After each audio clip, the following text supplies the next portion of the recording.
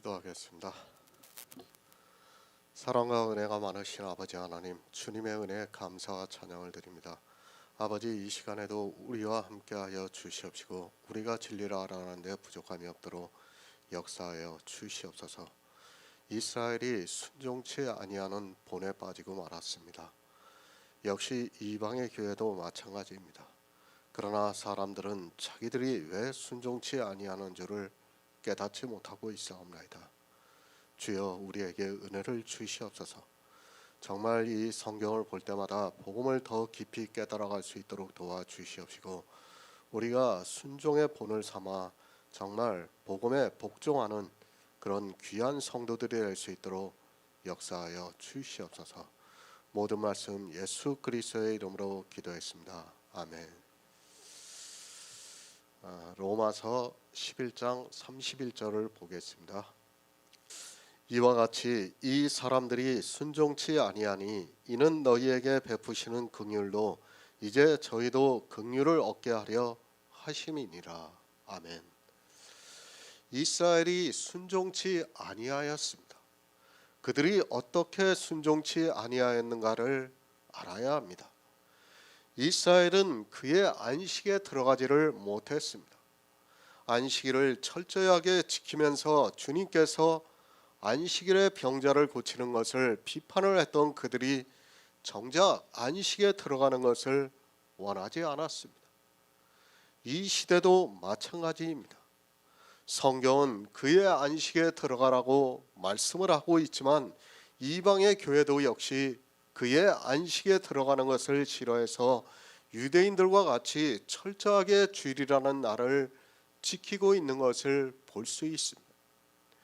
주님이 오실 때까지 아마도 이 주일이라는 날은 무너지지 않을 것이 분명합니다. 도리어 더 굳게 세우면서 그들은 어떻게 하든지 주일을 지키려고 할 것이 분명합니다. 그의 안식에 들어가라고 말씀을 하고 있습니다. 그러나 이스라엘은 쉬지를 않았습니다. 역시 이방의 교회도 쉬지를 않고 이 시대 역시 자기들의 일을 끊임이 없이 만들어내고 있는 것을 볼 수 있습니다. 종교는 그 일을 통해서 교인들을 포승으로 묶어놓고 빠져나가지를 못하게 만들고 있습니다. 순종하시기 바랍니다. 복음에 순종하는 것이 무엇인가를 성경에서 보고 깨달아야 합니다. 성경을 보는 거의 모든 사람이 순종을 하라는 말씀을 보면서 도리어 더 순종치 아니하는 본에 빠지고 있는 것을 볼 수 있습니다. 순종이라는 단어가 나오면 도리어 더 악을 행하는 일에 열심을 내고 있는 것을 볼 수 있습니다.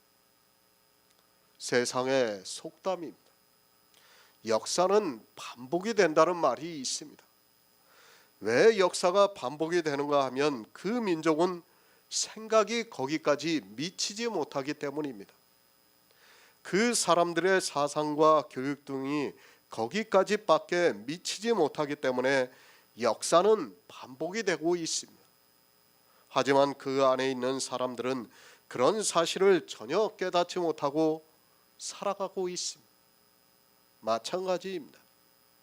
그 민족에게 역사가 반복이 되는 것과 같이 이 세상 모든 사람도 마찬가지라는 것을 알아야 합니다. 그것이 반복이 되지 않으려면 다시 생각을 해야 하지만 사람들은 그것이 한계라고 보면 맞습니다. 우리가 성경을 보아도 이스라엘이 얼마나 반복적으로 바알과 그리고 아세라를 섬겼는가를 알 수 있습니다. 그것이 이스라엘만의 문제입니까? 구약의 이스라엘이 잘못했던 그것이 이 시대 그대로 나타나고 있습니다. 그러나 이 시대 기독교인들은 어떻게 생각합니까? 자기들은 하나님을 아주 잘 믿고 있다고 생각하고 있습니다. 이스라엘은 하나님을 안 믿고 그의 안식에 들어가지 않아서 순종을 하지 않았을지라도 자기들은 순종을 하고 있다고 생각하고 있습니다. 이것이 인생입니다. 성경을 아무리 보아도 그 이상의 생각을 할 수 없는 것이 우리 인생들의 한계라는 것을 알아야 합니다. 자기 딴에는 정말 지혜롭게 하나님을 믿고 있다고 주장을 하지만 그 한계를 극복하지 못하는 것이 사람이라는 것을 우리는 알고 있어야 합니다. 기독교입니다. 이미 종교가 되어 있습니다. 우리가 유럽의 역사를 보더라도 그들이 왕들과 어떻게 결탁을 했는가를 알 수 있습니다. 지금 이 시대 우리나라 기독교는 너무 정치에 깊이 관여를 하고 있습니다. 기독교가 정치에 관여를 하고 있고 그것에 편승하는 정치 세력이 있다는 자체가 저는 우리나라가 바른 길로 가지 않고 있다고 생각하고 있습니다. 역사는 반복이 됩니다. 늘 기억하시기 바랍니다. 세상 이야기는 하고 싶지 않습니다. 우리는 영의 일을 생각해야 합니다. 종교가 되지 마시기 바랍니다. 그리고 종교가 세력화되어 있는 곳에 편승하지 마시기 바랍니다. 그들은 이미 진리에서 벗어나 있는 사람이고 그들의 생각은 절대로 바르지 않다는 것을 알고 있어야 합니다. 기독교인의 생각입니까? 저는 그들이 진리에서만 잘못되지 않았다고 생각하지 않습니다. 우리는 성경을 보아서 잘 알고 있지만 이스라엘이 멸망을 할 때 그들이 모든 생각은 이미 상식에 벗어나 있었다는 것을 알아야 합니다.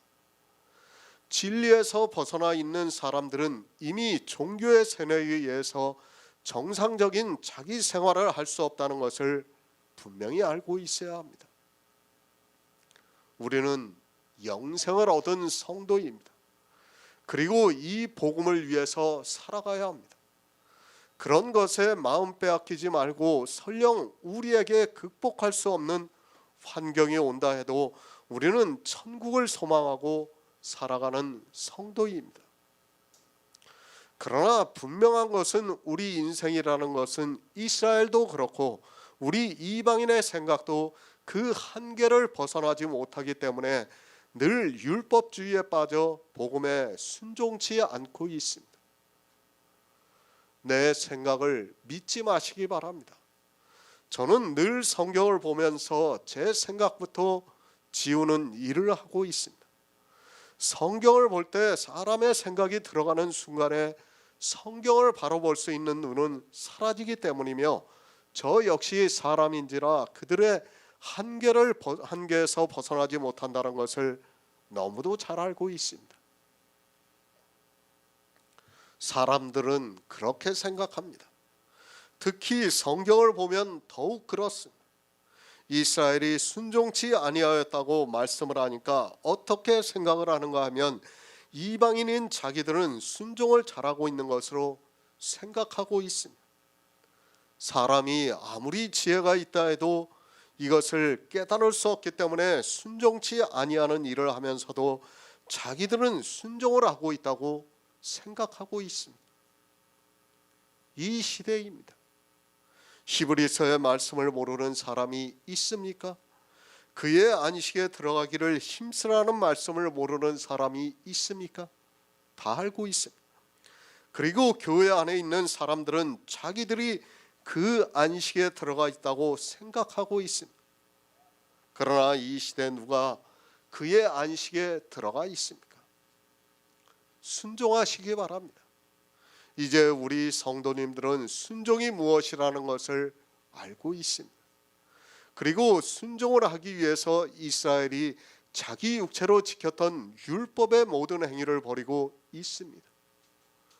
세상의 본성을 거스르는 율법을 지키지 않은 일을 함으로 해서 우리가 접붙임이 되었다는 것이 증거가 되고 있지만 증거가 되고 있다고 사도 바울이 말씀을 하고 있습니다.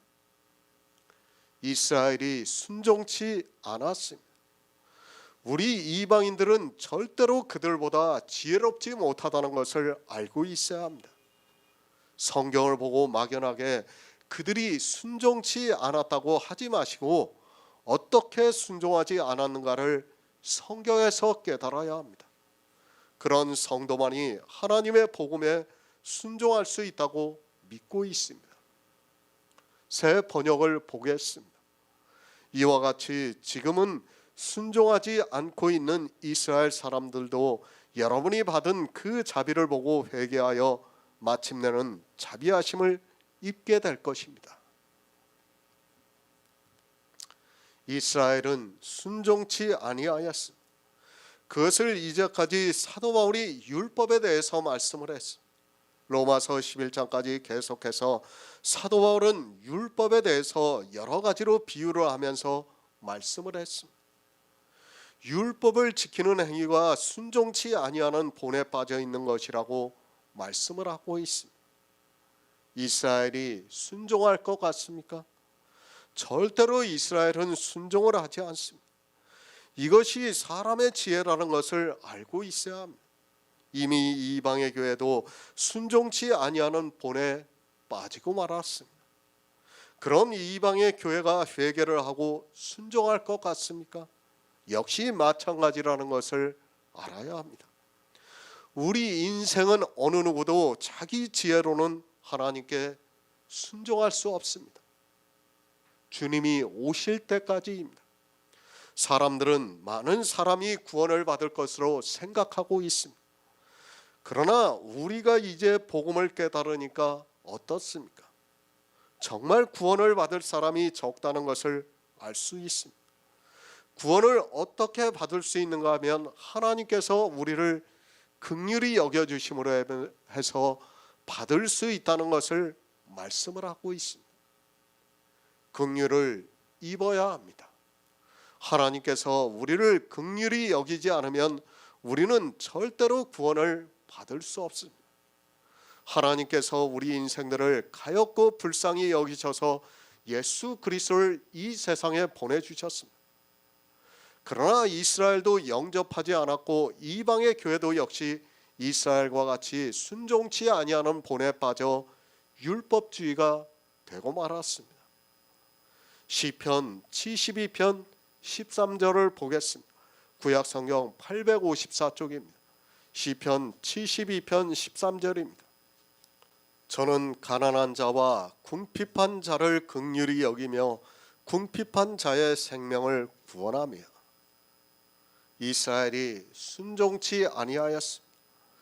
그들이 순종치 아니함으로 우리가 이제 긍휼을 입었다고 말씀을 하고 있습니다. 왜 우리가 긍휼을 입었습니까? 사도 바울이 자기가 이방인의 사도라고 하면서 이 직분을 영광스럽게 여긴다고 말씀을 하고 있습니다. 우리 이방인이 누군가를 알아야 합니다. 이방인들이 예수 그리스도를 믿습니다. 사도들을 통해서 우리 이방인들에게 복음이 전파가 되었습니다. 우리는 이방인이라는 것을 늘 기억해야 합니다.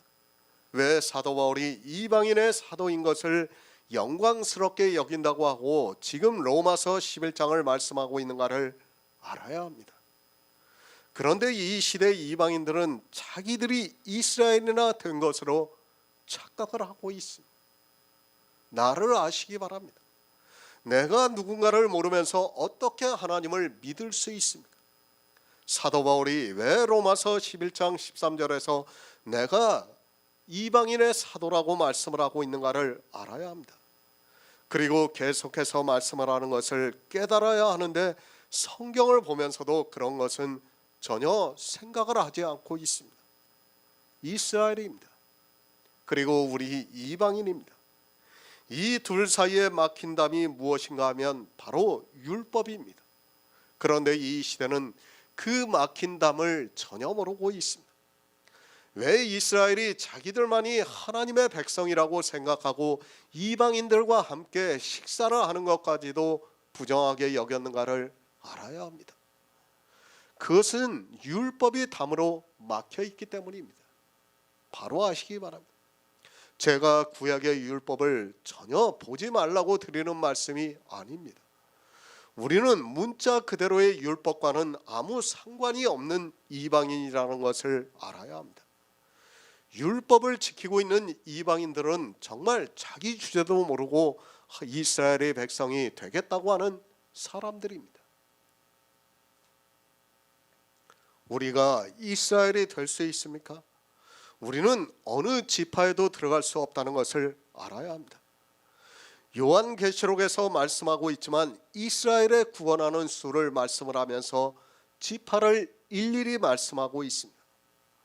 우리는 그 지파에 들어갈 수 없는 이방인이라는 것을 늘 기억하고 있어야 합니다. 그러나 사람들은 자기들이 누구라는 것을 모르고 성경을 보고 있습니다. 지금 신천지가 그렇죠. 12지파라고 하면서 그 12지파에 12만 4천 명이 들어가야 된다고 하면서 사람들을 끌어모으고 있어요. 정말 무식한 이야기예요. 그건. 자기들이 왜 12지파에 들어갑니까? 아무 상관도 없어요. 우리 이방인은 허다한 수에 들어가는 거예요. 그리고 이스라엘이 12지파에 들어가는 겁니다. 성경을 보는 눈이 가려져 있으니까 마치 그것을 자기들이 12지파에 들어가는 것처럼, 자기들이 이스라엘이라 된 것처럼 그렇게 생각을 하는 것입니다. 이스라엘이 순종치 아니하였습니다. 그의 안식에 들어가지 않고 율법을 지켰습니다. 그러므로 해서 우리가 긍휼을 입었다고 말씀을 하고 있습니다. 그들이 율법을 지킴으로 해서 그것이 순종치 아니하는 본에 빠지게 되어서 우리 이방인들이 긍휼을 입었다고 말씀을 하고 있습니다. 왜 우리가 긍휼을 입었습니까? 우리 이방인은 가난하고 궁핍한 자입니다. 우리는 율법과 상관이 없기 때문에 가난하고 궁핍한 자라는 것을 알아야 합니다. 왜 사도 바울을 통해서 이방의 복음을 전하게 하셨는가 하면 당시 이방인들은 율법을 지키지 않았기 때문에 가난하고 궁핍한 자였습니다. 내가 긍휼을 입습니까? 우리는 반드시 궁핍한 자가 반드시 가난하고 궁핍한 자가 하나님으로부터 긍휼을 입는다는 것을 알고 있어야 합니다. 왜 우리 이방인들을 긍휼히 여기시는가 하면 당시 이방인들은 율법을 지키지 않았습니다. 아니, 성경에 있는 율법을 알지도 못하고 살았습니다. 그들은 가난합니다. 그리고 궁핍합니다. 그래서 하나님께서 이방인들에게 사도 바울을 통해서 복음을 전파하게 하시고 그들이 예수 그리스도를 믿음으로 해서 구원을 받게 하셨습니다. 그런데 사람들은 성경을 너무 모르고 있습니다. 로마서를 보면서도 도무지 무슨 말씀을 하고 있는지를 모르고 있습니다. 이스라엘이 순종치 아니하였습니다. 그러므로 해서 이방인들이 긍휼을 입었습니다. 그러면 왜 이스라엘이 순종치 아니하였는가를 알아야 하고 왜 이방인들이 긍휼을 입었는가를 알아야 합니다. 성경의 문자로 기록이 되어 있으니까 그것을 아는 것으로 내가 이방인이라는 이유만으로 긍휼을 입은 자가 되었다고 생각하지 마시기 바랍니다. 하나님께서 아무나 긍휼히 여기십니까? 성경을 볼 때는 그 이유를 명확하게 알아야 합니다. 그렇지 않으면 하나님께서 도무지 무슨 말씀을 하시는가를 전혀 모르게 되어 있습니다. 이방인은 가난합니다. 왜 가난합니까? 율법을 지키지 않았기 때문에 가난하다는 것을 알고 있어야 합니다. 이스라엘이 율법을 지킴으로 해서 부자가 되어 순종치 아니함으로 해서 가난한 이방인들이 긍휼을 입었다는 말씀입니다. 세상의 본성입니다. 율법을 잘 지켜야 자기들이 원하는 곳으로 간다고 생각하고 있습니다.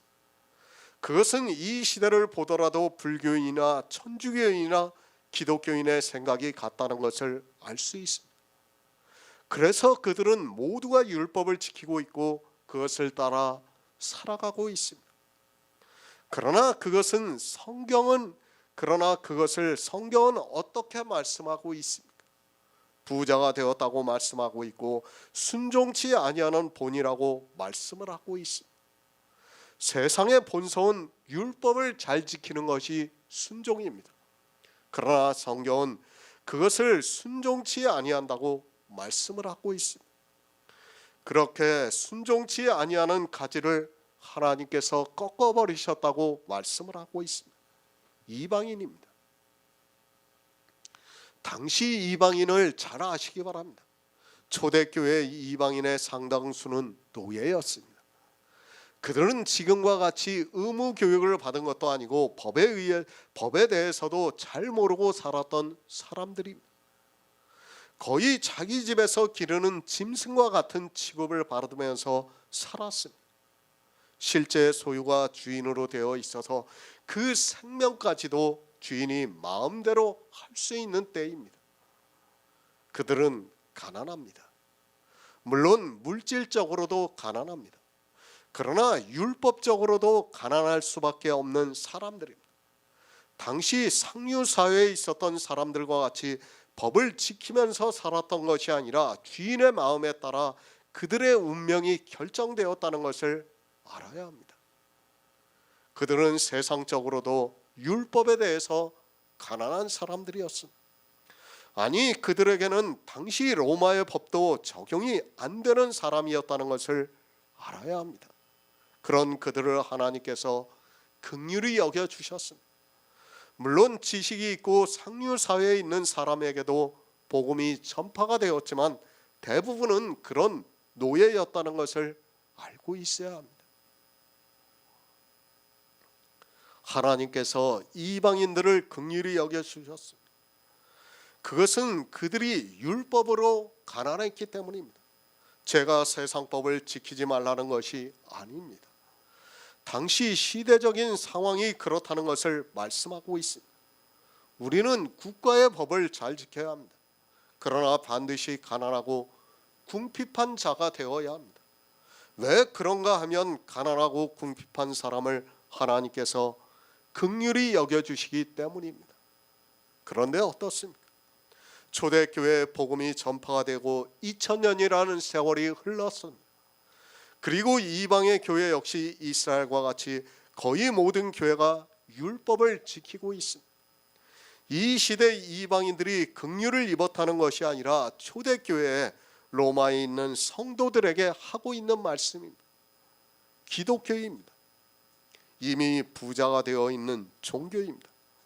초대교회의 이스라엘이 순종치 아니함으로 가지 열마가 꺾였습니다.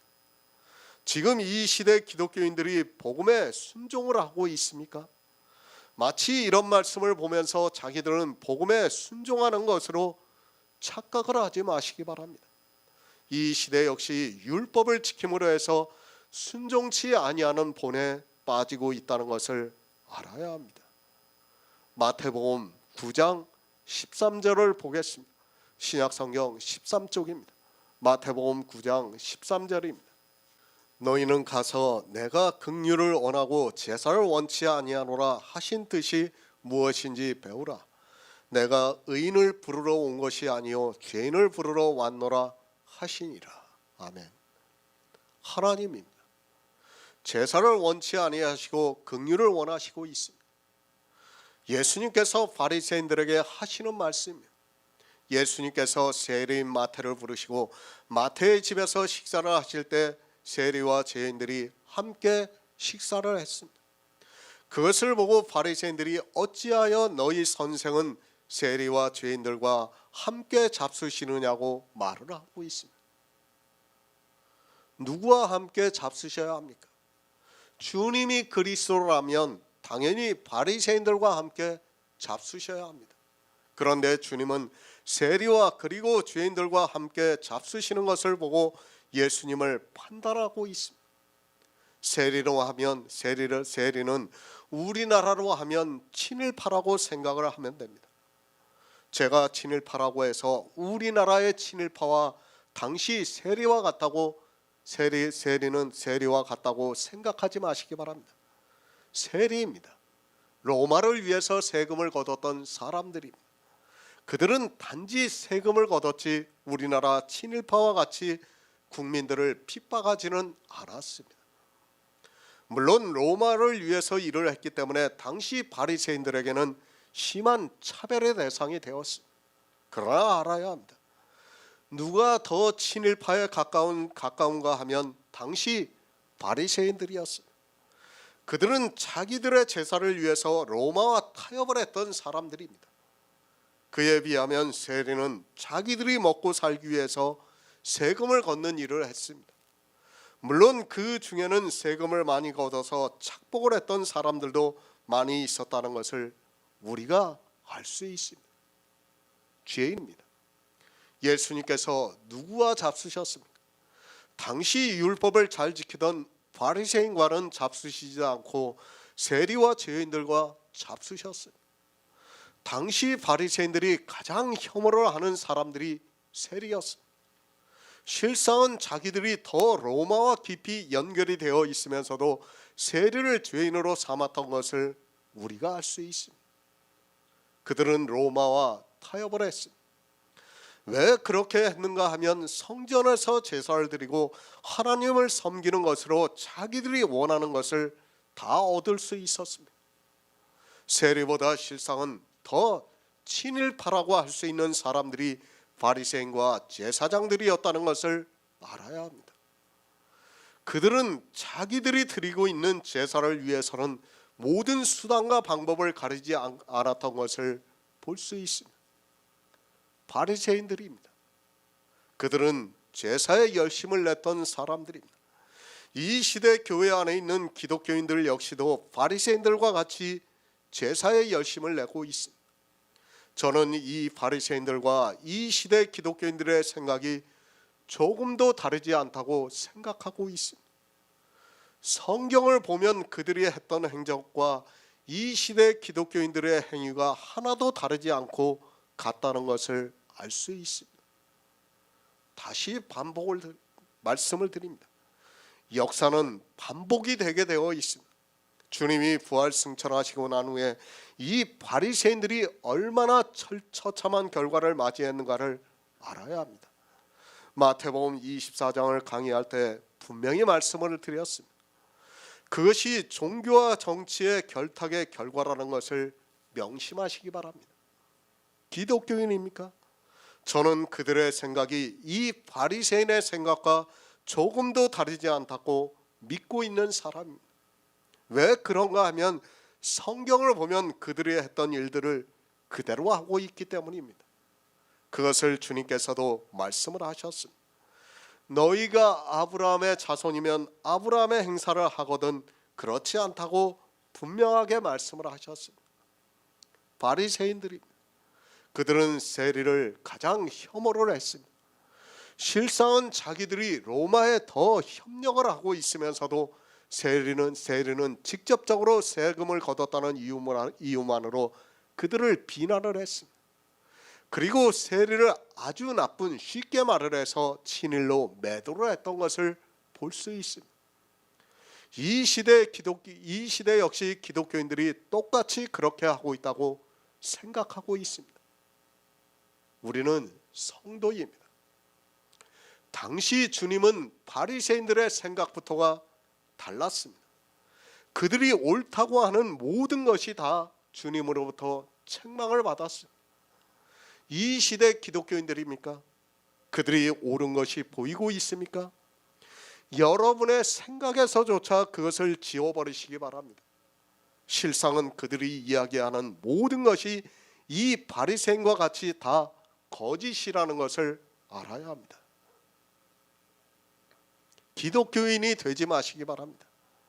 아니, 그들이 옳다고 하는 것에 동조하지 마시기 바랍니다. 바리새인이 얼마나 주님을 대적했는가를 알아야 합니다. 그리고 주님께서 그들을 거짓의 아비에게서 났다고 말씀을 하고 있습니다. 이 시대 기독교인이 옳게 생각이 되는 것이 있습니까?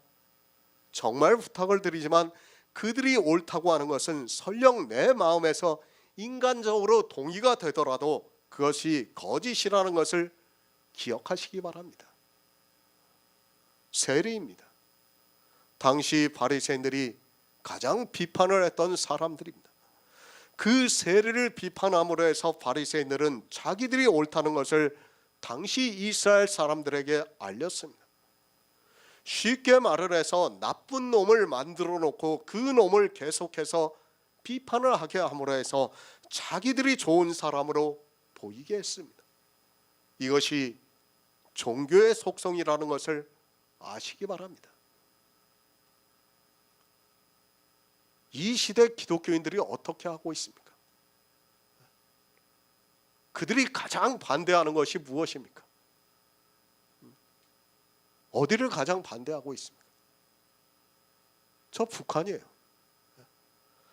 제가 북한이 옳다고 하는 것이 절대로 아니에요. 근데 어떻습니까? 북한을 매도를 하고 아주 극렬하게 반대를 해요. 왜 그렇게 하고 있습니까? 공산주의가 옳다는 게 아니에요. 제가 공산주의 나빠요. 절대로 그들에게 동조할 수 없습니다. 그런데 어떻게 합니까?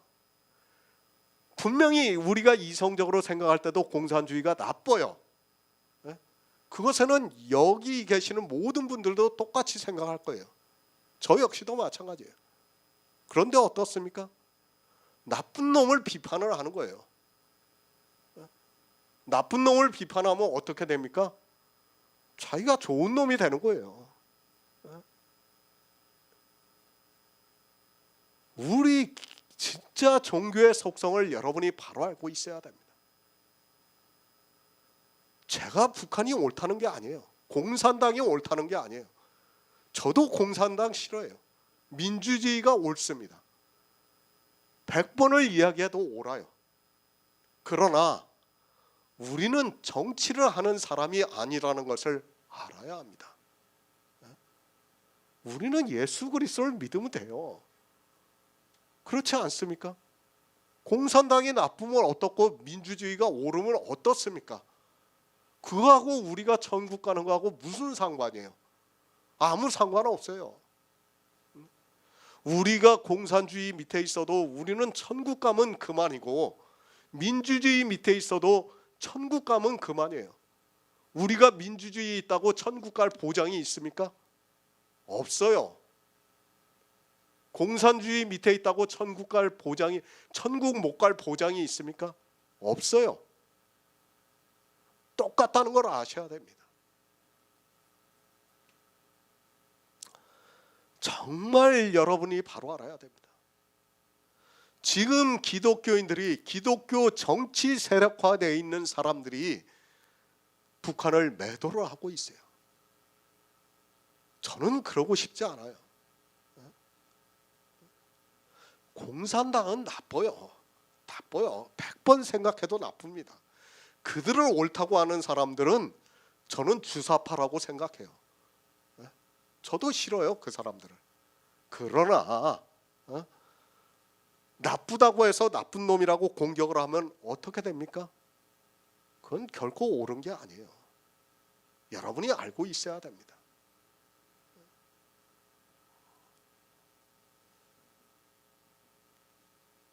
표면적으로 볼 때는 세리가 나쁩니다. 당시 이스라엘 사람들이 볼 때는 이 로마를 위해서 세금을 걷는 세리들이 나쁩니다. 더구나 그 중에는 자기의 이익을 위해서 세금을 과하게 걷었던 사람들이 있습니다.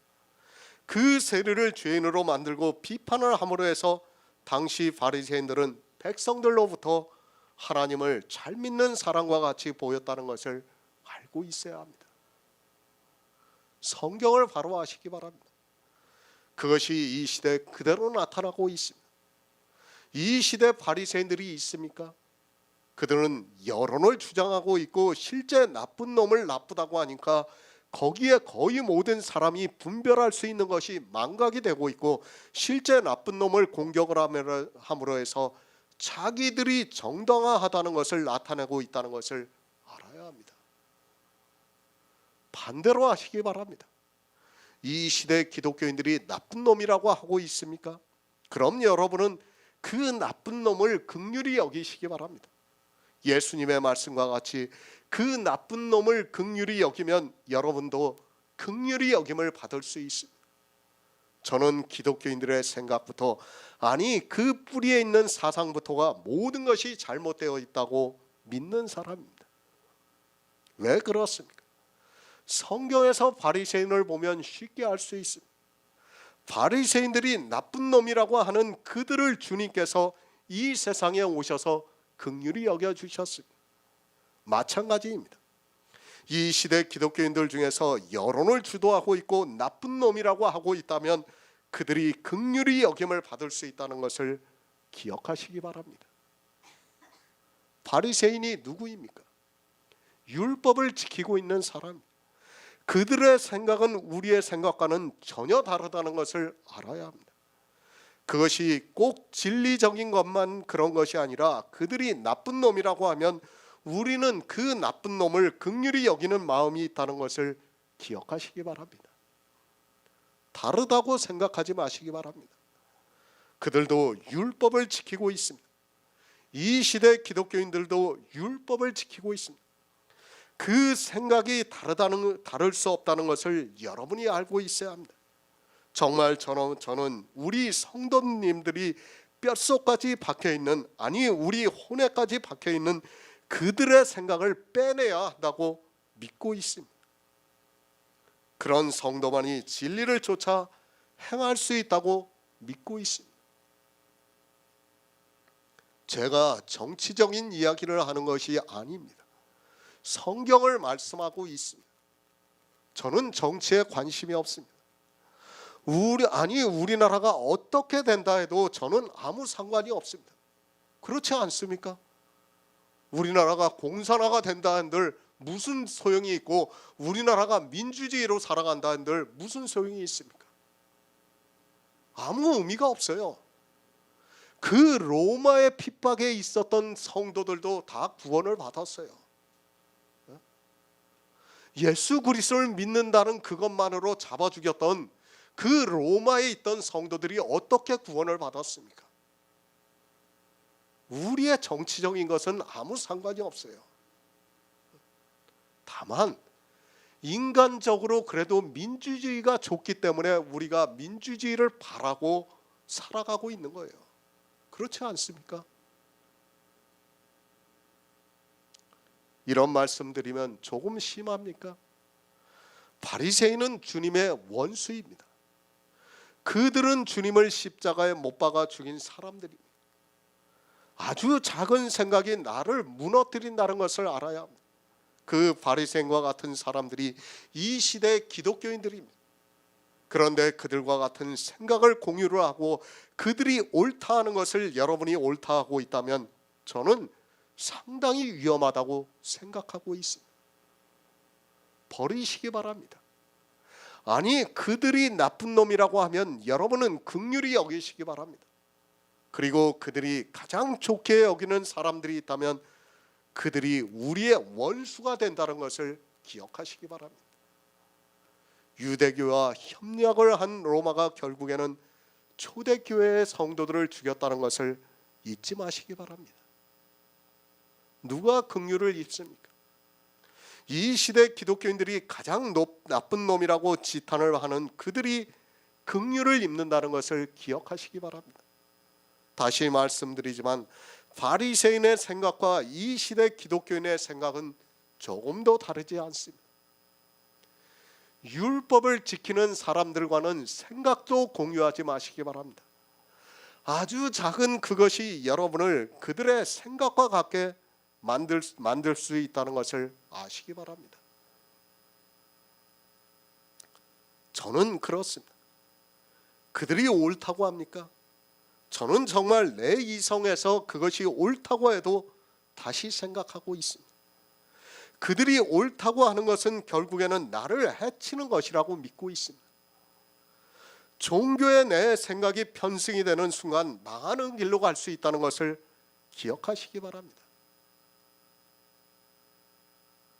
제가 차를 타고 가다 보면 CBS를 틀어요. 왜? 그래도 목사들이 어떻게 설교를 하나 듣기 위해서 듣습니다. 단지 그거를 위해서 틀어요. 그러다 보면 시간이 되면 뭐가 나옵니까? 가스펠이 나와요. 가스펠 아워 시간이 있어요. 제가 꺼버립니다. 라디오를 꺼요. 팝이 나올 때는 제가 켜놓고 가요. 근데 가스펠이 나올 때는 제가 끕니다. 왜 끄냐면 제 생각까지도 동의를 하게 돼요. 나중에 얼마나 그들이 감동을 받게 노래를 합니까? 인간적으로는 동조를 할 수밖에 없어요. 그런데 그 생각에 잡히지 않으려고 제가 라디오를 끄고 있어요. 여러분도 그래야 돼요. 기독교인들이 하고 있는 것은 하나부터 열까지 우리가 거기에 편성을 해서는 안 됩니다. 다 잘못됐다는 것을 알아야 돼요. 어느 것은 잘되고 어느 것은 잘못됐다? 그건 굉장히 위험한 생각입니다. 이스라엘은 순종치 않았습니다. 그들의 행위로만 순종치 아니하였습니까? 그것이 아니라 그들의 생각까지도 순종치 아니하였다는 것을 알아야 합니다. 아니, 그들이 하고 있는 모든 것을 우리는 반대로 보아야 합니다.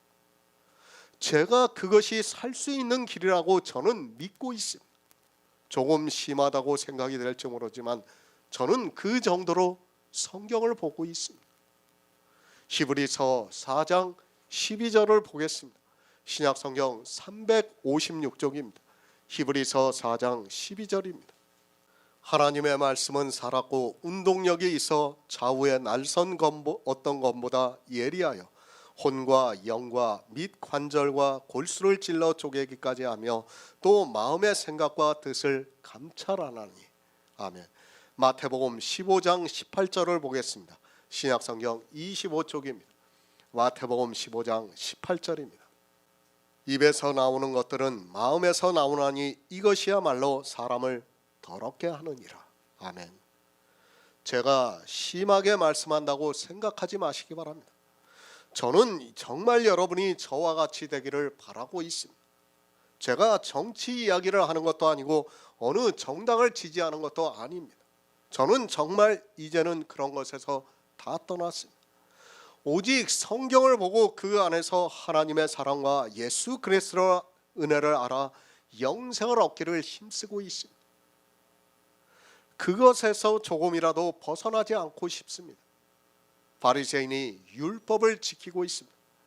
그들이 왜 율법을 지키고 있다고 생각합니까? 그것이 마음에 있기 때문입니다.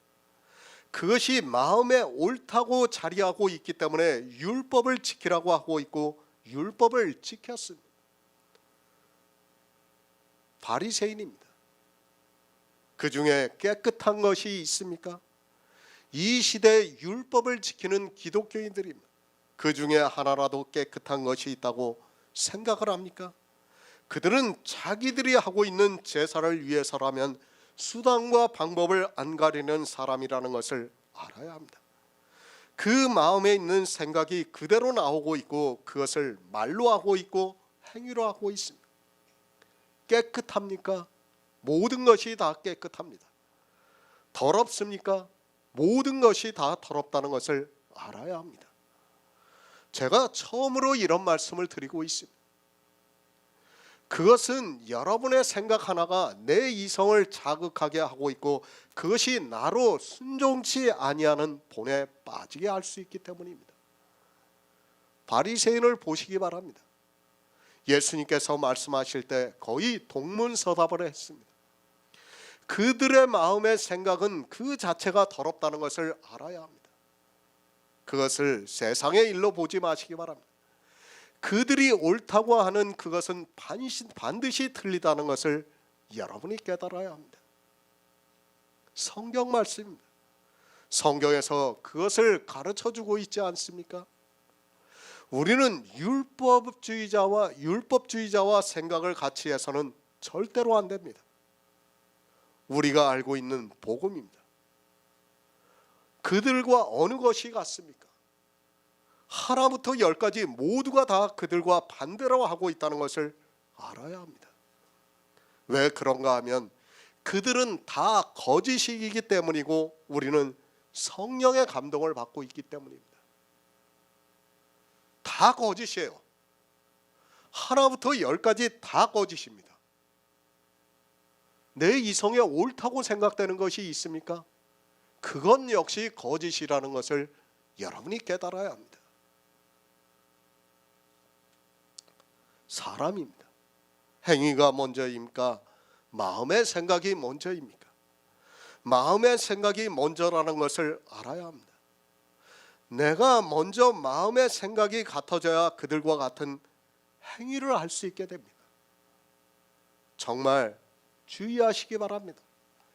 마음의 생각을 끊임없이 사단은 공격을 하고 있습니다. 그 마음의 생각이 같아지기 위해서 교회 안에 들어가게 하고 있고, 그것이 결국에는 순종치 아니하는 것으로 나타나게 되어 있습니다. 이것은 세상 일이라고 치부하지 마시기 바랍니다. 세상 일입니다. 세상 일입니까? 절대 그렇지 않다는 것을 알아야 합니다. 사단은 세상의 일로 먼저 마음의 생각이 같아지게 하고 있다는 것을 알아야 합니다.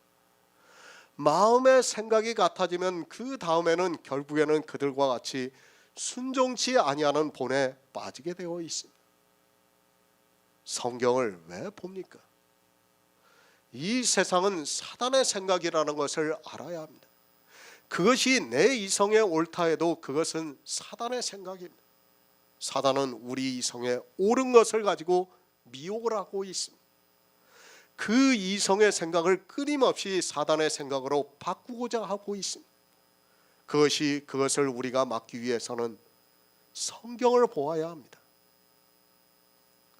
바리새인의 생각입니다. 그들의 마음에서 나오는 것은 하나도 깨끗한 것이 없습니다. 옳은 것이 없다는 것을 알아야 합니다. 저는 이 생각까지도 그들에게 사로잡히지 않으려고, 그리고 미혹을 당하지 않으려고 애쓰고 있습니다. 그리고 그들의 생각에 공유할 생각도 없습니다. 저는 그렇게 믿고 있습니다. 그들이 옳다면 그것은 반드시 거짓이라고 믿고 있습니다. 그렇지 않습니까? 예수님께서 오셨을 때를 보세요. 그들이 제사를 드리고 온갖 모든 행위를 다 했어요. 그거 하나하나를 예수님께서 다 책망을 하지 않았습니까? 마찬가지예요. 이 시대 기독교 안에서 하고 있는 모든 것을 주님이 오시면 다 하나하나 책망을 한다는 것을 알아야 합니다. 내 생각에서 그것이 옳습니까? 아니에요. 기독교인이 하는 것이 100번 옳습니까? 아닙니다. 우리는 그것부터 싸워야 돼요. 정말 아니라는 것을 여러분이 깨달아야 합니다. 거짓이 일부만 거짓이고 일부만 진실일 수 있습니까? 아니에요. 절대 그렇지 않다는 것을 여러분이 알아야 됩니다.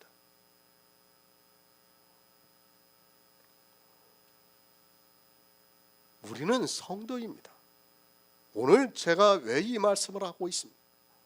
우리는 순종치 아니하는 본에 빠지지 말아야 합니다.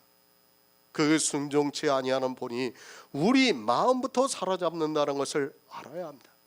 그것이 공유가 되면 결국에는 내 마음에서 성경이 아닌 그들의 것이 나오게 되어 있습니다. 우리가 가장 경계를 해야 할 대상은 세상 사람이 아니라 종교라는 것을 알아야 합니다. 이스라엘이 순종치 아니하였습니다. 그 이스라엘이 이 시대 기독교인이라는 것을 알아야 합니다. 성경은 진행형이라고 말씀을 드렸습니다. 저는 아주 조금이라도 제 생각을 그들에게 빼앗기고 싶지 않습니다. 그리고 성경을 보면서 그 안에서 진리를 알아가고 그들이 얼마나 거짓을 말하고 있는가를 알아가고 있습니다. 갈라디아서 6장 16절을 보겠습니다. 신약성경 309쪽입니다. 무릇 이 규례를 행하는 자에게와 하나님의 이스라엘에게 평강과 긍휼이 있을지어다. 아멘. 이스라엘입니다. 그들은 복음에 순종치 아니하였습니다. 우리는 성경을 통해서 그들이 왜 순종치 아니하였는가를 알아야 합니다. 그들이 순종치 아니함으로 해서 우리 이방인들이 긍휼을 입었습니다. 하나님께서 우리 이방인들을 구원하시려고 우리 이방인의 수가 충만하게 되게 하시려고 이스라엘의 보는 눈과 듣는 귀를 주지 않았습니다. 그들에게만 주시지 않았습니까? 이스라엘은 우리의 예표와 그림자라고 말씀을 드렸습니다. 그들에게 보는 눈과 듣는 귀를 주시지 않았다면 우리 이방인들 역시 마찬가지라는 것을 알아야 합니다. 성경입니다. 율법의 행위가 아닙니다.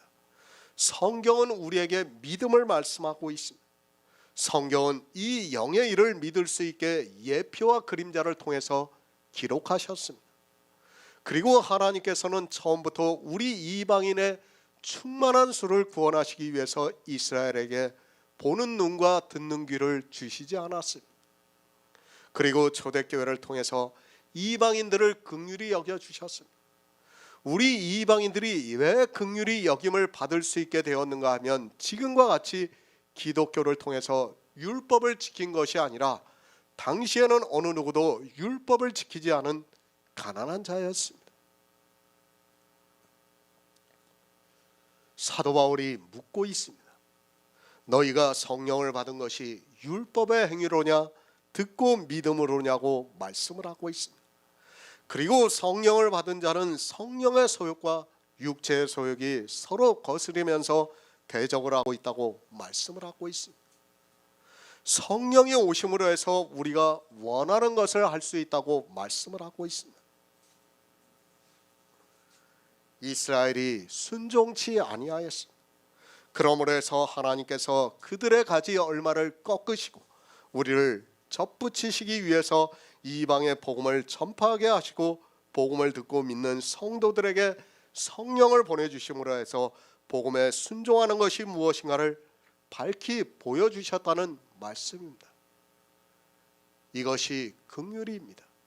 하나님께서 사도 바울을 통해서 우리 이방의 복음을 전파하게 하시고 그 복음을 듣고 믿는 성도들에게 성령을 보내주심으로 해서 성령이 육체의 소욕을, 그러니까 이스라엘과 같이 율법을 지키고자 하는 소욕을 거스리고 대적을 함으로 해서 뿌리가 거룩한즉 가지도 거룩하게 되었습니다. 이 규례를 가르쳐주고 있습니다. 갈라디아서입니다. 할례라는 율법 한 가지를 가지고 말씀을 하고 있지만 할례는 율법 전체 613가지를 대표하는 율법이라는 것을 말씀하고 있습니다.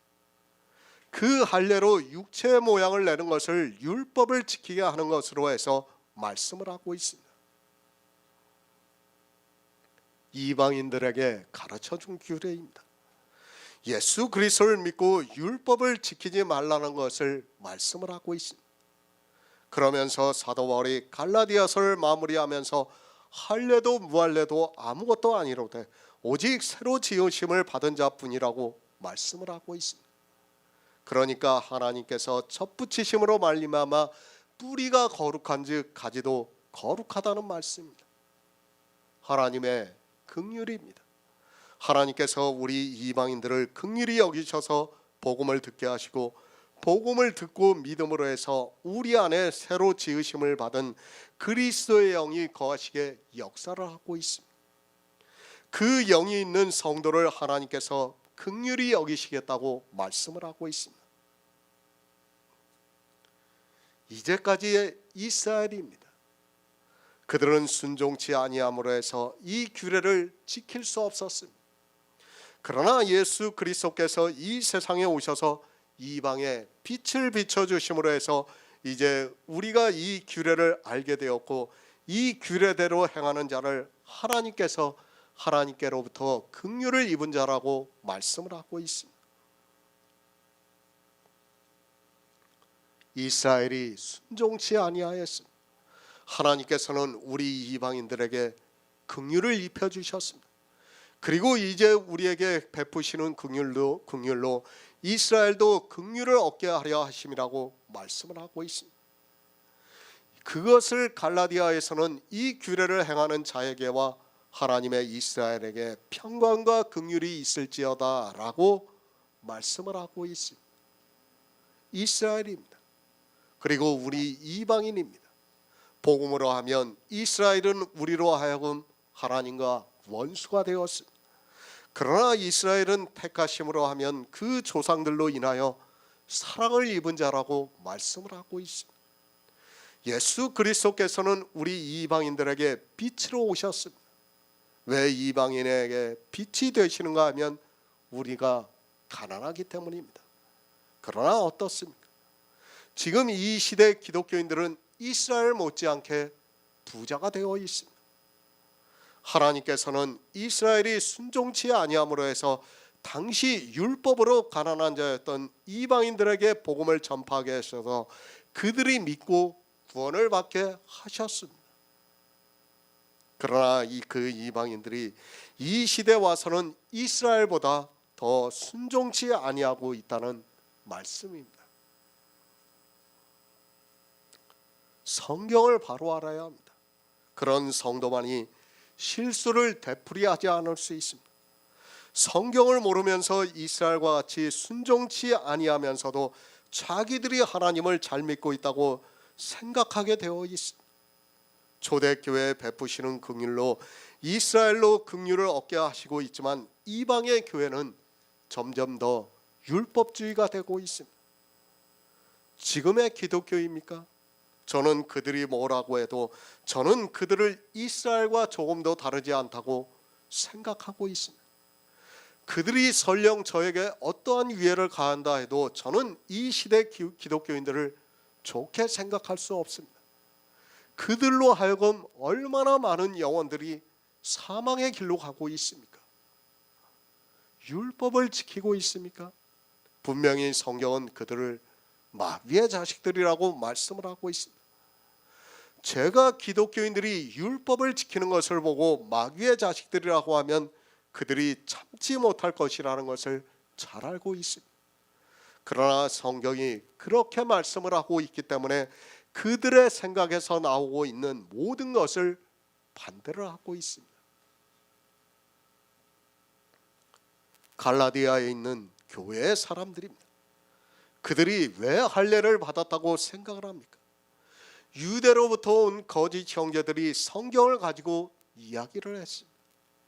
그들의 마음이 움직이기 시작했고 그것이 할례를 받게 했다고 저는 믿고 있습니다.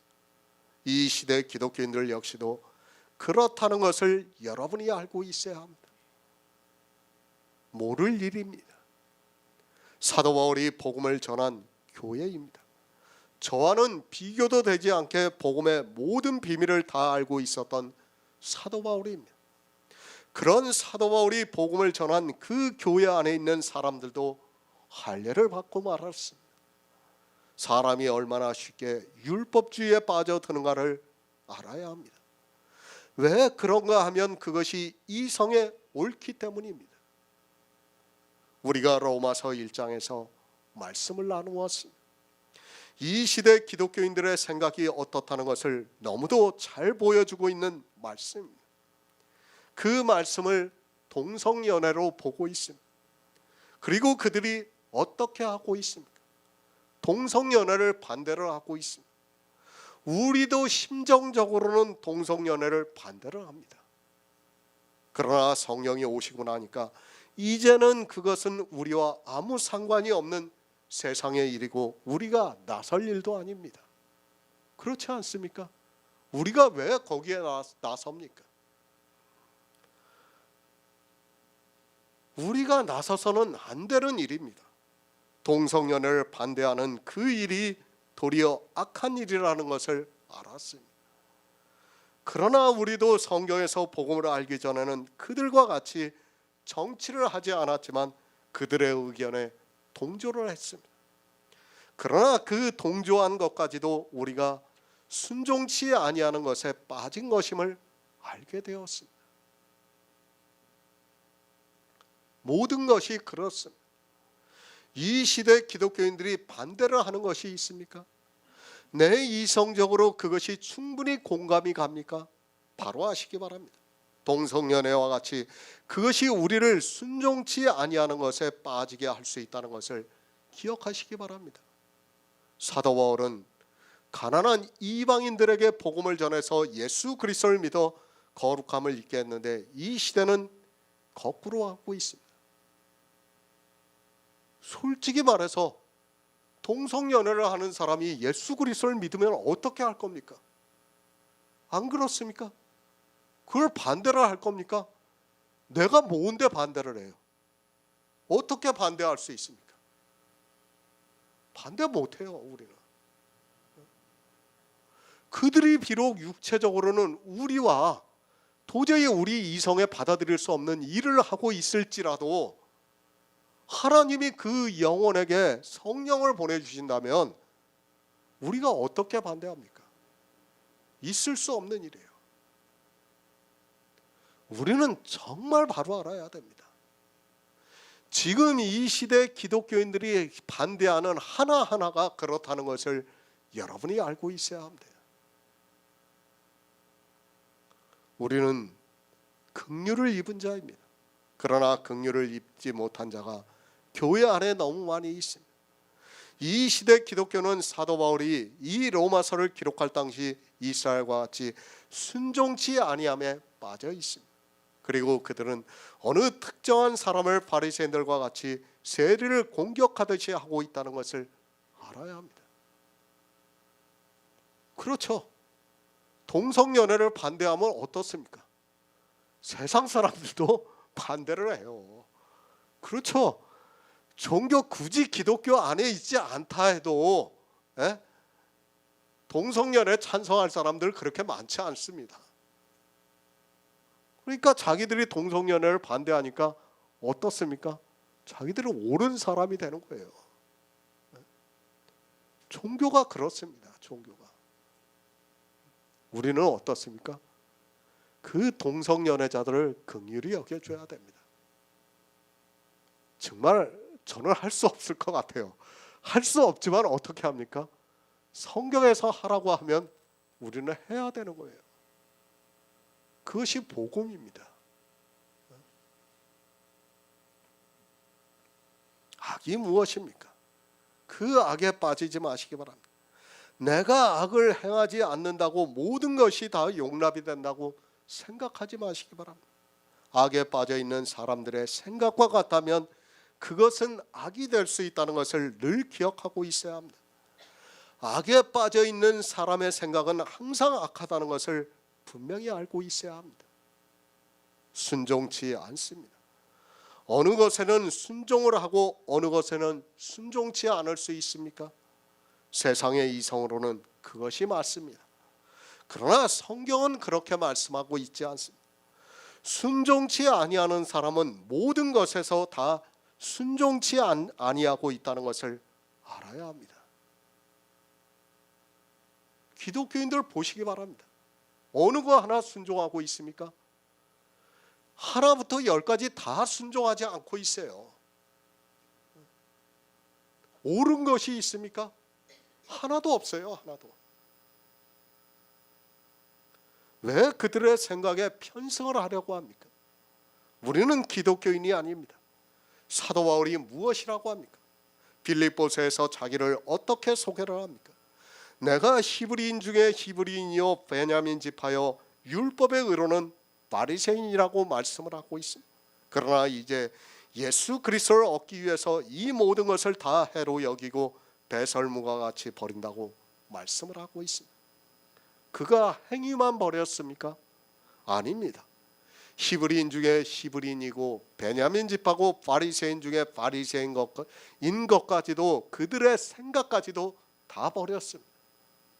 그는 히브리인으로서 베냐민 지파요 바리새인이었지만 그 모든 것을 해로 여기고 배설물과 같이 버렸다는 것을 알아야 합니다. 이제 사도 바울은 바리새인의 생각까지도 버리고 도리어 그 바리새인의 생각이 그에게 원수가 되었습니다. 기독교인입니다. 그들 가운데 옳은 것이 있을 수 있습니까? 믿음은 감정으로 접근하면 안 됩니다. 성경이 아니라고 하면 아닙니다. 율법주의자는 개입니다. 그들은 생각부터 모든 것이 다 개라는 것을 알아야 합니다. 그런데 복음을 듣고 있는 성도님들이 그들과 같은 생각을 가지고 있다면 저는 제 자신을 용납할 수 없다는 것을 분명히 말씀을 드립니다. 미혹되지 마시기 바랍니다. 그들은 전부 다 거짓이라는 것을 알아야 합니다. 그들에게서는 좋은 것이 나올 수 없습니다. 그렇죠. 좋은 나무에 젖붙임이 되어야 좋은 것이 나오는 거지, 젖붙임이 되지도 않았는데 어떻게 좋은 것이 나올 수 있습니까? 지금 사도 바울이 그 말씀을 하는 거예요, 우리에게. 그들은 하나부터 열까지 좋은 것이 나올 수 없습니다. 다시 말씀을 드리지만 내 이성에 저거는 옳은 것 같아, 다시 생각하시기 바랍니다. 좋은 것이 나올 수 없어요. 옳은 것이 나올 수 없어요.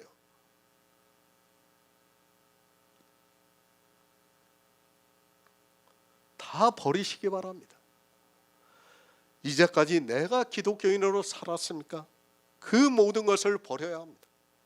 그들과 같은 생각까지도 버려야 합니다. 우리가 성경에서 진리를 하는 것이 무엇입니까? 그 생각까지도 버리는 것입니다. 그것을 말씀하기 위해서 우리를 돌감나무에서 찍었다고 말씀을 하고 있습니다. 그들의 생각입니까? 모든 것이 순종치 아니하는 사람들입니다. 그들이 이성이 있다고 생각하지 마시기 바랍니다. 저는 그렇게 생각하지 않습니다. 그들은 항상 악만 행하고 있는데 내 생각이 그들과 같다는 것이 얼마나 위험한가를 여러분이 깨닫고 있어야 합니다. 기독교인들이 좋은 일도 참 많이 하고 있어요. 저도 이성적으로는 그것이 좋은 일이라는 것을 알고 있습니다. 그런데 어떻습니까? 좋은 것이 하나도 없어요. 성경은 뭐라고 합니까? 도리어 악이라고 말씀하고 있어요. 다 자기들의 의가 되고 있지 않습니까? 다 악한 일이에요. 내 이성에 100번 그것이 옳아도 기독교인이 하고 있다면 그것은 악한 일이라는 것을 여러분이 알고 있어야 합니다. 영생입니다. 이 문제가 영생과 관계가 없다면 이렇게까지 말씀하지 않습니다. 그들의 마음부터 그리고 행위까지 모두가 다 순종치 아니하는 자들이라는 것을 아시기 바랍니다. 이스라엘이 순종치 아니함으로 우리 이방인들이 긍휼을 입었습니다. 그런데 이 시대 기독교인은 이스라엘의 순종치 아니하는 본에 그대로 빠져 있습니다. 분명히 말씀드립니다. 저는 기독교인이 옳다고 하는 것은 다 그르다고 믿고 있습니다. 그리고 그들이 나쁘다고 하는 것은 세상적으로는 분명히 나쁠지 모르겠지만 그들이 옳은 것을 주장하기 위해서 나쁘다고 하고 있다고 저는 그렇게 믿고 있는 사람입니다. 그들이 왜 그렇게 나쁜 것을 비판하는가 하면 그것으로 자기들이 옳다함을 받기 위해서입니다. 다시 말씀드립니다. 찬송가 듣지 마시기 바랍니다. 가스펠송 듣지 마시기 바랍니다. 왜? 이성적으로는 100번 옳아요. 뭐 그거 듣는 것이 나쁘냐고 할 사람이 있어요. 네? 그러나 아니에요. 바리새인은 예수님하고 하나부터 열까지 다 대적을 했어요. 뭐 하나 예수님하고 같이 공조했던 거 있습니까? 없어요. 기독교인이 하고 있는 모든 것은 다 그렇다는 것을 여러분이 알고 있어야 합니다. 저도 가스펠송을 들으면 참 좋아요.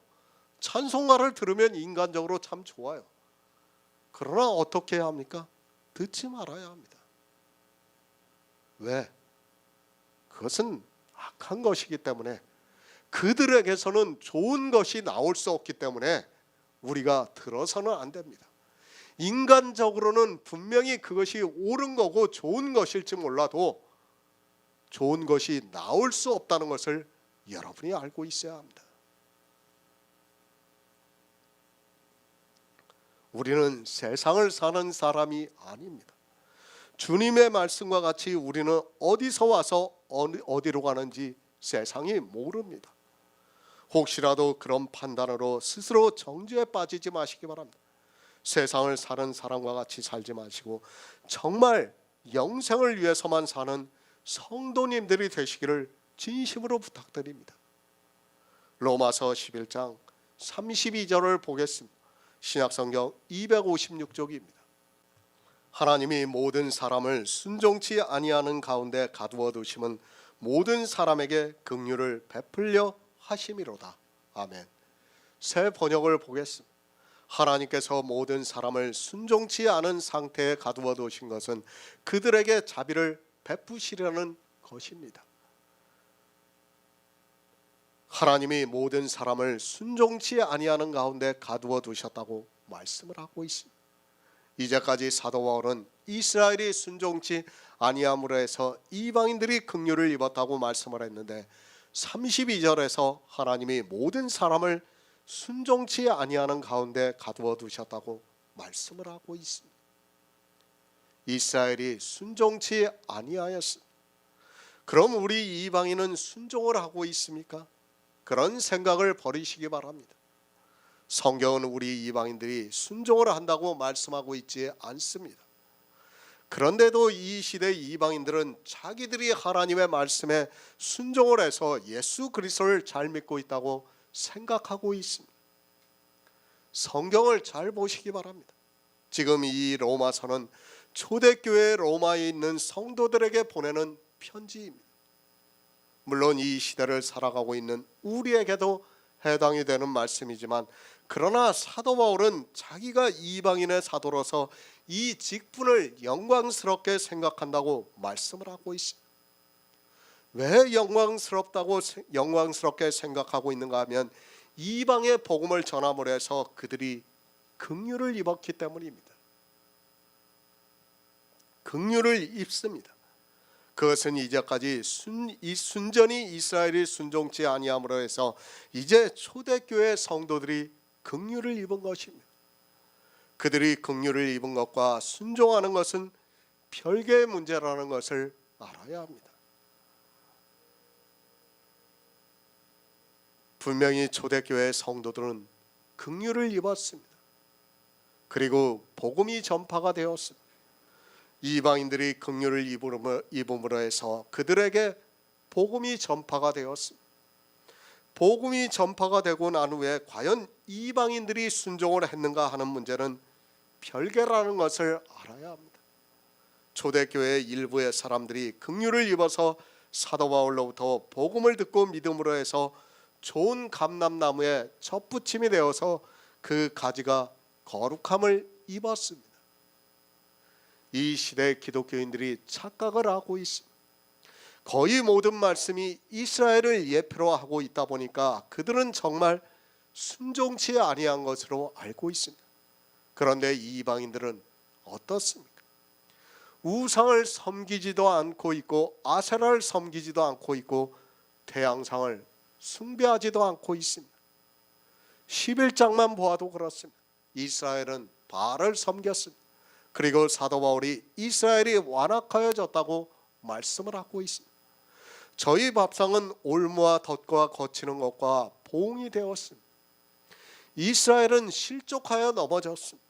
또 순종치 아니하였다고 말씀을 했습니다. 그러므로 해서 그들의 가지 얼마가 꺾였습니다.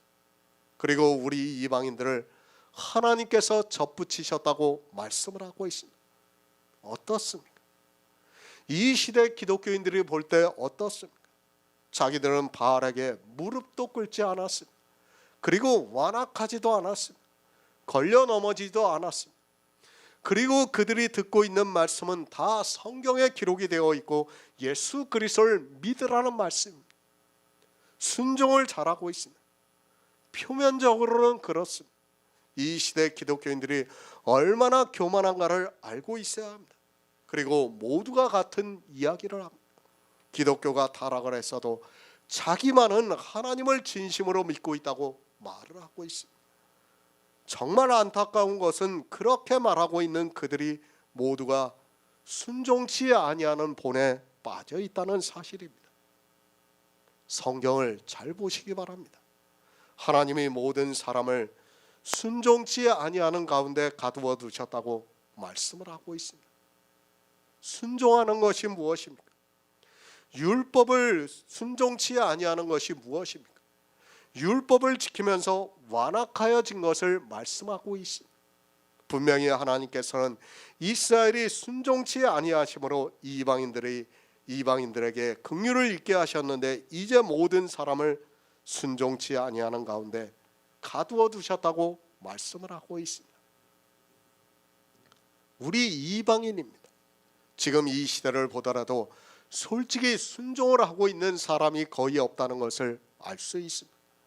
아니, 지금 복음 안에서 교제를 하고 있는 우리 성도들 역시도 예전에는 순종치 아니하는 가운데 있었는데 정말 기적과도 같은 하나님의 은혜로 원 돌감람나무에서 지킴을 받고 본성을 거스리는 좋은 감람나무에 접붙임이 되었습니다. 이방인입니다. 이 시대 기독교인들이 복음에 순종하고 있다고 생각하지 마시기 바랍니다. 사도 바울이 로마서를 통해서 분명하게 말씀을 하고 있습니다. 하나님이 모든 사람을 순종치 아니하는 가운데 가두어 두셨습니다. 왜 순종치 아니하는 가운데 모든 사람을 가두어 두셨는가 하면 모든 사람에게 긍휼을 베풀려 하심이라고 말씀을 하고 있습니다. 그러니까 모든 사람이 순종치 않는 것은 하나님께서 모든 사람에게 긍휼을 주시겠다는 말씀입니다. 신명기 21장 18에서 21절을 보겠습니다. 구약성경 295쪽입니다. 신명기 21장 18에서 21절입니다. 사람에게 완악하고 패역한 아들이 있어 그 아비의 말이나 그 어미의 말을 순종치 아니하고 부모가 징책하여도 듣지 아니하거든 그 부모가 그를 잡아가지고 성문에 이르러 그 성읍 장로들에게 나아가서 그 성읍 장로들에게 말하기를 우리의 이 자식은 완악하고 패역하여 우리 말을 순종치 아니하고 방탕하여 술에 잠긴 자라 하거든 그 성읍의 모든 사람들이 그를 돌로 쳐 죽일지니 이같이 내가 너희 중에 악을 제하라. 그리하면 온 이스라엘이 듣고 두려워하리라. 아멘. 사람에게 완악하고 패역한 아들이 있습니다. 우리는 율법을 볼 때 그 비유를 잘 이해를 하고 보아야 합니다. 사람에게 완악하고 패역한 아들이 있습니다. 로마서 11장 25절에서 이스라엘의 더러는 완악하여졌다고 말씀을 하고 있습니다. 사람에게 완악하고 패역한 아들이 있다는 말씀은 이 세상 모든 사람이 다 완악하여졌다는 것을 율법에서 가르쳐주고 있습니다. 완악합니다. 그것을 사도 바울은 순종치 아니하였다고 말씀을 하고 있습니다. 완악하다는 것은 율법을 지킨다는 말씀입니다. 신명기 말씀에서도 방탕하여 술에 잠긴 자라고 말씀을 하고 있습니다. 사람에게 아들이 있습니다. 이 세상 모든 사람은 사람의 아들이라는 것을 알고 있어야 합니다. 우리 육체는 하나님의 아들이 아닙니다. 성경을 볼 때는 정말 주의 깊게 보아야 합니다. 사람에게 있는 모든 아들은 복음에 순종치 않고 있습니다. 이 세상 모든 사람은 다 율법을 지킨다는 것을 율법에 이미 말씀을 하고 있고 그렇게 율법을 지킨 자는 반드시 죽이라고 말씀을 하고 있습니다. 우리 인생입니다. 이미 율법에서 정하셨습니다. 우리는 완악하고 패역하여 부모의 말에 순종치 아니하면서 살아가고 있습니다. 세상의 부모가 아니라 하나님을 말씀하고 있습니다. 물론 이스라엘에게 해당이 되는 율법이지만 이스라엘과 우리는 같은 진토라는 것을 알아야 합니다. 그리고 이스라엘이 순종치 아니하였으면 우리 역시 순종치 아니합니다. 우리는 사람의 아들입니다. 하나님의 아들들은 순종을 하지만 우리 사람의 아들은 태생적으로 순종치 아니한다는 것을 이미 율법에 정하셨습니다. 우리는 완악하고 패역하여 영적인 부모의 말에 순종치 아니하면서 살아가고 있습니다. 이스라엘만 그런 것이 아니라 우리 인생 모두가 그렇다는 것을 말씀하고 있고 로마서에서 하나님이 모든 사람을 순종치 아니하는 가운데 가두어 두셨다고 말씀을 하고 있습니다. 율법입니다. 이 시대는 율법을 보면서도 죄를 깨닫지 못하고 있습니다. 로마서의 말씀은 앵무새처럼 잘 외우고 있습니다. 율법으로는 죄를 깨달으림이라는 말씀은 너무도 잘 알고 있지만 실제 성경에서 율법을 보면서도 전혀 죄를 깨닫지 못하고 있습니다. 살인하지 말라. 그 율법을 보았으면 어떻게 해야 합니까? 죄를 깨달은 성도는 자기가 살인한 자라는 것을 알 수 있습니다. 그러나 율법을 보고도 죄를 깨닫지 못하는 사람은 이상한 이야기를 합니다. 추상적으로 내가 마음으로 살인을 하고 우리는 그렇게 산다는 등 여러 가지 이야기를 하지만 전혀 자기가 살인한 자라는 것을 모르고 있습니다. 살인하지 말라. 그 율법을 보았으면 내가 그냥 살인한 자라는 것을 깨달으면 됩니다. 실제 내가 살인을 했다는 것을 깨달아야 합니다. 그것을 깨닫지 못하고 있다면 그는 율법을 보고 있지만 죄를 깨닫지 못한 사람입니다. 신명기의 율법을 보았으면 죄를 깨달아야 합니다. 그럼 내가 완악하고 패역하여 부모의 말에 순종치 않은 사람이라는 것을 깨달아야 합니다. 그렇죠. 우리는 술에 취해 있었어요. 율법을 지키면서 살았다는 말씀입니다. 이 세상 모든 사람은 다, 아니 하나님 앞에 나온 모든 사람은 다 율법을 지켰어요. 처음부터 복음을 들은 사람은 아마 초대교회 빼놓고는 거의 없었던 것 같습니다. 다 처음에는 율법을 들었어요. 쳐 죽이라고, 반드시 죽이라고 말씀을 하고 있습니다. 추상적으로 이야기하지 마시기 바랍니다. 나는 이 율법에 기록이 되어 있는 대로 돌에 맞아 죽어야 하는 자라는 것을 깨달으면 됩니다. 그런데 이 시대는 그것을 모르고 있습니다. 내가 왜 돌에 맞아 죽어야 하는가 하면 나는 율법을 지킴으로 해서 순종치 아니하였습니다. 그리고 율법으로 의롭다함을 받지 못해서 저주를 받아 반드시 죽어야 합니다. 이미 율법에 정하셨습니다. 아니 하나님께서는 우리 인생의 체질을 우리보다 더 잘 알고 계십니다. 그것을 사도 바울이 로마서에서 하나님이 모든 사람을 순종치 아니하는 가운데 가두어 두셨다고 말씀을 하고 있습니다. 실제 우리 성도님들도 하나님의 긍휼을 잊기 전에는 모두가 순종치 아니하는 가운데 있다가 긍휼을 입었다는 것을 알고 있습니다. 이것이 깨달아집니까? 율법을 모르면 절대로 깨달을 수 없습니다. 그런데 이 시대는 율법을 너무 추상적으로 보고 있습니다. 사도 바울이 이 신명기의 율법을 보고 로마서에서 하나님이 모든 사람을 순종치 아니하는 가운데 가두어 두셨다고 말씀을 하고 있습니다. 돌에 맞아 죽어야 합니다. 아니 우리는 이미 한 번 죽었습니다. 그래서 사도 바울이 내가 그리스도 예수와 함께 십자가에 못 박혀 죽었다고 말씀을 하고 있습니다.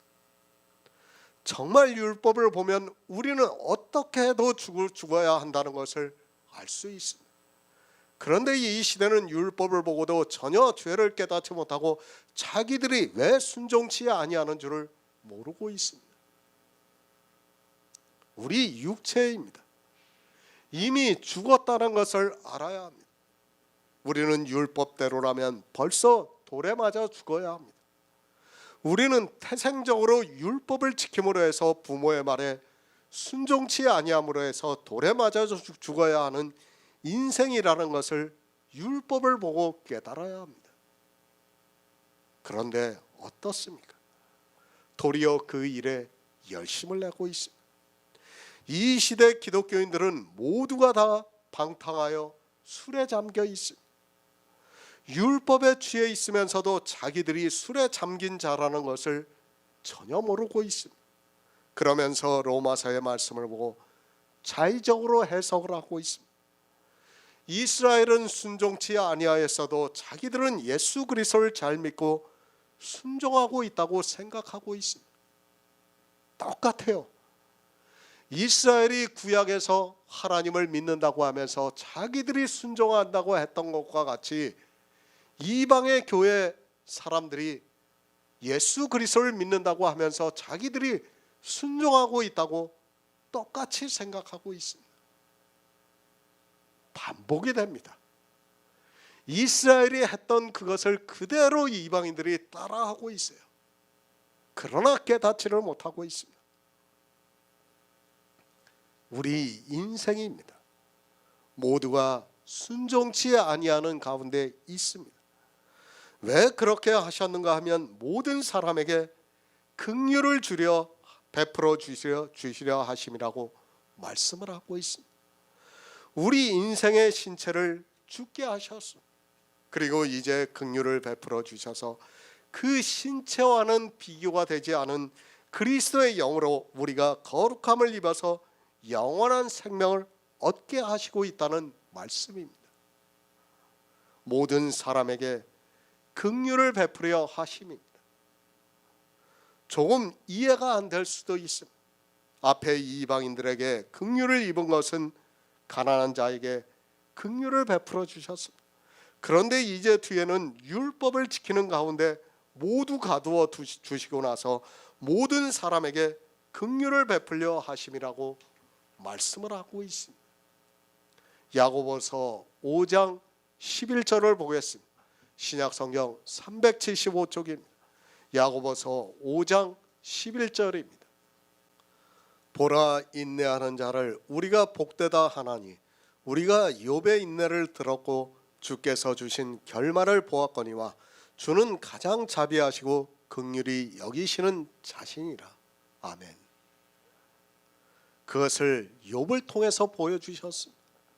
욥은 율법주의자입니다. 이 세상에서 살았던 모든 사람보다 율법을 잘 지켰습니다. 욥을 통해서 우리를 왜 순종치 아니하는 가운데 가두어 두셨는가를 말씀을 하고 있습니다. 하나님께서는 욥을 순종치 아니하는 가운데 가두어 두시고 그로 율법을 지키게 했습니다. 그리고 그를 어떻게 구원해 주시는가를 성경을 통해서 말씀을 하고 있습니다. 욥의 결말입니다. 그는 하나님의 긍휼하심이 없었다면 구원을 받을 수 없는 사람이었습니다. 그것은 우리도 마찬가지라는 것을 알아야 합니다. 사람은 누구나 정도의 차이겠지만 욥과 같이 살아가게 되어 있습니다. 우리도 전에는 모두가 다 율법을 지키면서 살았습니다. 긍휼입니다. 불쌍하고 가엾게 여겨서 도와준다는 사전적인 뜻이 있습니다. 욥이 왜 그렇게 율법을 지켰습니까? 구원을 받기 위해서 율법을 지켰습니다. 그런데 욥의 결말을 보니까 어떻습니까? 욥이 구원을 받기 위해서 지킨 그 율법이 도리어 순종치 아니하는 가운데 갇힌 것이 되었습니다. 사람은 같습니다. 누구나 다 구원을 받고 싶어합니다. 그런데 사람의 이성으로는 이 영의 비밀을 깨달을 수 없습니다. 그래서 모두가 율법주의자가 되었습니다. 그런데 욥의 결말을 우리가 보았습니다. 누가 더 긍휼을 입은 자입니까? 욥은 이 세상에서 최고로 긍휼을 입은 자입니다. 그렇지 않습니까? 욥은 복음적으로 하면 때려 죽여도 그는 구원을 받을 수 없는 사람이에요. 그렇죠? 정말 구원을 받을 수 없는 사람이에요. 그런데 그 욥을 구원을 하셨어요. 그 긍휼이 얼마나 크겠습니까? 그냥 죄만 짓다가 구원을 받은 사람하고 율법을 지키지 않다가 구원을 받은 사람하고 내가 정말 율법주의에 빠져서 정말 율법을 철저하게 지키면서 하나님을 믿는다고 했는데 그 율법이 순종치 아니하는 본에 가두어 두셨다는 것을 알게 되고 긍휼을 입은 사람하고 누가 더 긍휼을 입었겠습니까? 이건 말하나 마나입니다. 율법을 지켜본 사람만이 그것을 아는 거예요. 그래서 하나님께서 모든 사람을 순종치 아니하는 가운데 가두어 두셨다고 말씀을 하는 거예요.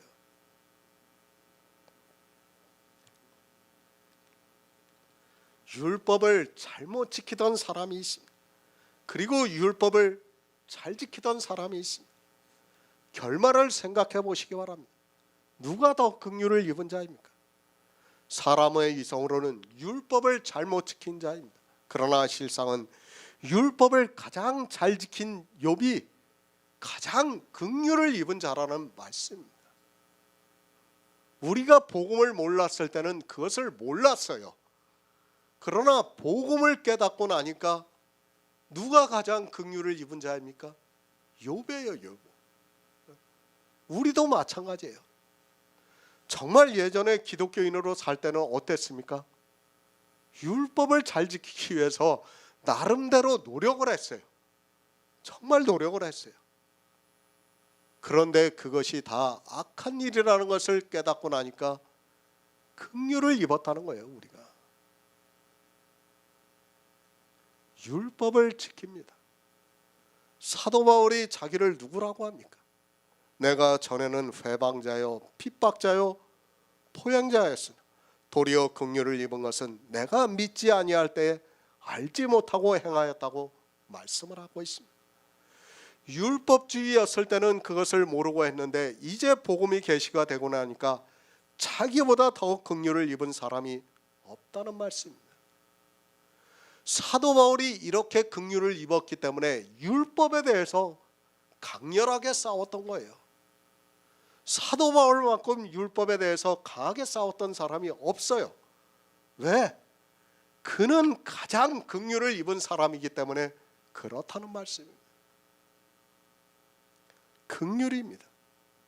내가 지독한 율법주의에 있으면서 회방자로 포항자로 그리고 핍박자로 살 때는 몰랐습니다.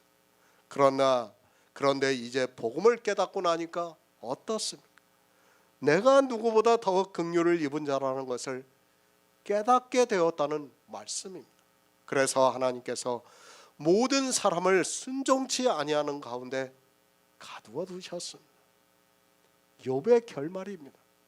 결말로 보았을 때 욥보다 더 긍휼을 입은 사람은 없습니다. 욥은 하나님의 성도로서 살기 위해서 율법을 잘 지키면서 살았지만 결과적으로 볼 때 그는 이 세상에서 가장 순종치 아니한 사람이었습니다. 그래서 욥을 말씀하면서 하나님은 가장 자비하시고 긍휼히 여기시는 분이라는 말씀입니다. 그렇지 않습니까? 똑같이 율법을 지켰더라도 누가 더 긍휼을 입은 자가 되었습니까? 바로 욥입니다. 그래서 사도 바울도 자기가 율법주의였을 때를 말씀하면서 내가 긍휼을 입었다고 말씀을 하고 있습니다.